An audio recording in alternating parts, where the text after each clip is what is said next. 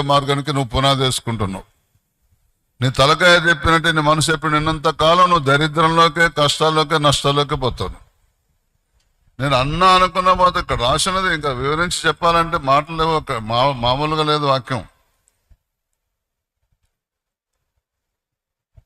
ఇంకా ఒక విధంగా చెప్పాలంటే మనం యేసుదేవుని ఆలోచన ప్రకారం నడవకపోతే రోజు సైతాన్తో వ్యభిచారం చేస్తున్నామని అర్థమిస్తుంది వాక్యం.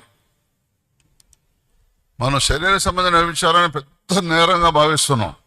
మనం దయ్యంతో కాపురం చేస్తున్నాం. అది దేవుడు బాధపడుతుంది తెలుసా.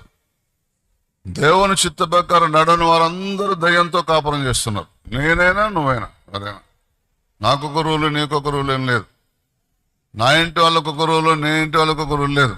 ఎవరైనా సరే వివేక మార్గం విడిచి తిరుగువాడు పేదల గుంపులో కాపురం ఉండడం రాసింది. అంత చెప్పినా కూడా చురుకుతనం